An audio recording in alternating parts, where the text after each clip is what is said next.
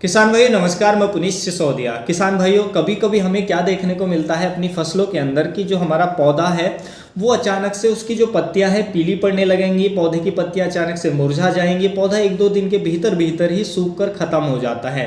तो देखिए इसके पीछे के दो कारण हो सकते हैं, दो या तीन कारण हो सकते हैं। एक तो हो सकता है कि आपके पौधे की जड़ों के अंदर किसी इंसेक्ट का अटैक हो, जैसे टर्माइट का, रूट ग्रब का, कोई और इंसेक्ट का अटैक हो, जिसकी वजह से पौधा एकदम से सूखने लगता है, पौधा एकदम से मुरझाने लगता है और पौधा एक दो दिन के भीतर खत्म हो जाता है। दूसरा हो सकता है उसके पीछे का कारण कि आपके पौधे की जड़ों के अंदर किसी फंगस का अटैक हो, जैसे फ्यूजेरियम फंगस हो या कोई और फंगस हो। तो उसके कारण भी जो पौधा है, जब पौधे की जड़ों में किसी फंगस का अटैक होता है तो पौधा एकदम से मुरझा जाता है, या पौधा एकदम से उसकी जो पत्तियां हैं एकदम से पीली पड़ने लगती हैं और एक दो दिन के भीतर ही पौधा खत्म हो जाता है। या हो सकता है आपके पौधे के अंदर किसी जो हमारे मुख्य पोषक तत्व हैं, जैसे नाइट्रोजन, फास्फोरस, पोटास में से किसी एक तत्व की कमी हो, जिसकी वजह से भी पौधे की जो पत्तियां हैं वो पीली पड़ने लगती हैं। तो देखिए आज की इस वीडियो में हम आपको एक ऐसा कॉम्बिनेशन बताने वाले हैं कि यदि आपको अपनी फसल के अंदर एक पौधा भी कोई ऐसा दिख रहा है कि वो अचानक से पीला पड़कर सूख रहा है, तो आपको तुरंत सचेत होना है और जो हम कॉम्बिनेशन आपको बता रहे हैं इसका आपको ड्रिंच देना है। इसके ड्रिंच के बाद आप देखेंगे आपका जो पौधे हैं उसके बाद एक भी पौधा आपका सूख कर खत्म नहीं होगा और जो आपकी क्रॉप है और ग्रीनिश आपको देखने को मिलेगी, उसकी जो ग्रोथ है बहुत अच्छी आपको देखने को मिलेगी। तो बहुत ही अच्छा कॉम्बिनेशन हम आपको बताएंगे। तो वीडियो काफ़ी इन्फॉर्मेटिव होगा। वीडियो अच्छा लगे लाइक कीजिएगा, अच्छा ना लगे तो आप इसे डिसलाइक भी कर सकते हैं। किसान भाइयों अक्सर हमें ये जो समस्या है किसी भी फसल में वैसे देखने को मिल सकती है, लेकिन जो हमारी वेंस क्रॉप होती है, जैसे तरबूज के अंदर, खरबूज के अंदर, इन फसलों के अंदर, खीरे के अंदर, करेले के अंदर, इन फसलों के अंदर काफ़ी ज़्यादा देखने को मिलती है। तरबूज खरबूज में तो क्या होता है कि जब जो हमारा फल है वो मैच्योरिटी स्टेज में आने वाला होता है, यानी कि अभी मैच्योर नहीं हुआ है लेकिन फल उसमें आने लगे हैं, फलों का साइज बड़ा हो गया है, तो उस समय देखेंगे कि हमारी जो वेंस है एकदम से सूख कर मर रही है। तो ऐसे में जो हमारे किसान भाई हैं उनकी चिंताएं बढ़ जाती हैं, क्योंकि अभी जो मैच्योरिटी स्टेज आने वाली थी, यहाँ तक वो अपनी क्रॉप पे इंसेक्टिसाइड, पेस्टिसाइड, फर्टिलाइजर खर्च करके और बहुत मेहनत करके वो यहाँ तक अपनी क्रॉप को लाए थे, और अब उनका जो पौधा है अचानक से सूखने लगा है। देखिए जब भी एक पौधा ऐसा सूखना लग जाए तो आपको तुरंत जो ड्रिंच है वो देना चाहिए, क्योंकि वो शुरुआत होती है, बाद में धीरे धीरे आपके सारे पौधे ऐसे ही सूखते चले जाएंगे। तो देखिए उसके जैसे मैंने बताया कि उसके पीछे के तीन कारण होते हैं, इंसेक्ट, और दूसरा फंगस या किसी पोषक तत्व की कमी भी हो सकती है, जो मेन पोषक तत्व है नाइट्रोजन, फास्फोरस, पोटास। तो देखिए इसके लिए हमें जो ड्रिंच करना होता है उसके लिए हम तीन केमिकल लेंगे। पहला हम इसके अंदर लेते हैं थायामेथोक्साम, जो आप देख रहे हैं ये हमारा, यदि ब्रांड नेम की बात करूं तो ये सिंजेंटा कंपनी का ब्रांड है, एक्टारा के नाम से आता है। तो इसमें थायामेथोक्साम होता है 25% WP फॉर्मुलेशन में। तो हम एक तो इस कॉम्बिनेशन में ये ऐड करेंगे।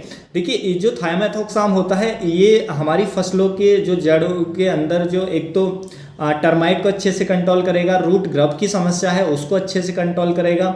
यदि आपकी फसल पर थ्रिप्स का अटैक है तो हमें थ्रिप्स के लिए को भी ये कंट्रोल करने में हेल्प करेगा, क्योंकि हम इसका ड्रिंच दे रहे हैं और फिर आप स्प्रे भी देंगे तो थ्रिप्स आपका आसानी से कंट्रोल होगा। तो थ्रिप्स को कंट्रोल करने में हेल्प करेगा, उसके साथ साथ अन्य कीटों को भी कंट्रोल करता है। तो ड्रिंचिंग में बहुत अच्छा काम ये करता है। सिस्टेमिक होता है, आप ड्रिंच करेंगे तो प्लांट के फिर सिस्टम में भी फैल जाता है, तो अच्छे से कीटों को ये कंट्रोल करेगा। उसके साथ साथ हम इसमें ऐड करेंगे जो हमारा है कॉपर ऑक्सीक्लोराइड, ये आता है 50% WP फॉर्मुलेशन में। देखिए हमारे पास है क्रिस्टल कंपनी का ब्लू कॉपर के नाम से, तो आप कोई भी ब्रांड ले सकते हैं, आप ब्रांड पे गौर ना करें, आप केवल जो हमारा टेक्निकल है उस पे ध्यान दें, टेक्निकल पे ध्यान दें। और जो ये टेक्निकल है किसी भी कंपनी का जो आपको अवेलेबल होता है इजीली आपके एरिया में, वो उस कंपनी का आप ब्रांड ले सकते हैं, कोई दिक्कत नहीं है, लेकिन टेक्निकल सेम होना चाहिए। तो 50% कॉपर ऑक्सीक्लोराइड, 50% WP लेना है। ये क्या काम करता है, ये हम देखिए ये रूट रॉट में बहुत अच्छा काम करता है, बहुत ही बेस्ट रिजल्ट दिखाता है। तो रूट के अंदर कोई भी फंगस है तो उसको अच्छे से कंट्रोल करेगा। ये हमारा कॉलर रॉट में भी काम करता है, डैम्पिंग ऑफ में अच्छा काम करता है, या सॉइल बोर्न और भी जो भी फंगस होती है उनको अच्छे से कंट्रोल करने में हेल्प करता है। तो ये बहुत इफेक्टिवली जो फंगस है उसको कंट्रोल करने का काम करता है। उसके साथ साथ हम इसमें एक फर्टिलाइजर मिक्स कर रहे हैं जो आता है हमारा NPK। 19-19-19, यानी कि इसके अंदर नाइट्रोजन 19%, फास्फोरस 19% और पोटास 19%, ये तीनों एक बैलेंस मात्रा में इसके अंदर होते हैं।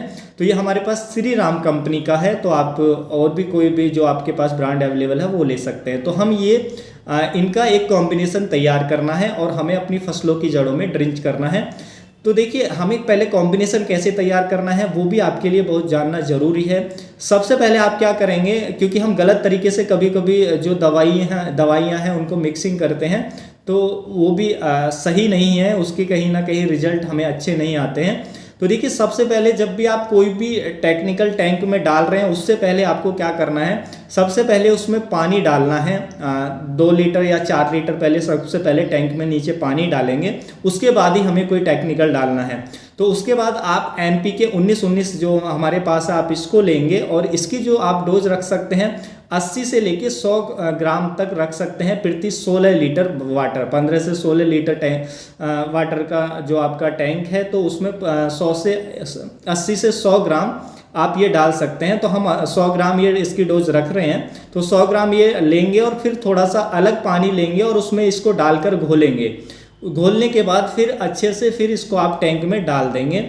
तो फिर थोड़ा सा और ऊपर से पानी डालेंगे और फिर हमने जो थायामेथोक्साम है हमारे पास एक्टारा है, आप इसको लेंगे, ये हमें 10 ग्राम लेना है। 10 ग्राम इसका वेट करेंगे, फिर इसको टैंक में डालेंगे, फिर थोड़ा सा पानी डालेंगे और उसके बाद हमें जो हमारे पास कॉपर ऑक्सीक्लोराइड है 50%, आप इसको भी ले सकते हैं। इसकी डोज आप 2 से लेके 2.5 ग्राम पर लीटर रख सकते हैं, यानी कि 15 या 16 लीटर के टैंक में आप 30 से लेकर के 45 ग्राम तक आप इसको डाल सकते हैं। तो आप फिर इसको डाल करके और टैंक को फिर पानी से फिल कर लेंगे। उसके बाद आप इसको अब अपनी फसलों के जड़ों के अंदर ड्रिंच करेंगे, जैसा हम कर रहे हैं। आप क्या करेंगे कि जो हमारा टैंक होता है उसका जो नोजल होता है आगे का, उसको खोल लेंगे। उसके बाद आप आसानी से इस तरीके से ड्रिंच करते चले जाएंगे, जैसा कि आप वीडियो के अंदर देख सकते हैं। तो बहुत इजीली जो ड्रिंच है वो होता चला जाता है, तो कोई ज़्यादा एफर्ट आपको लगाना नहीं पड़ता है।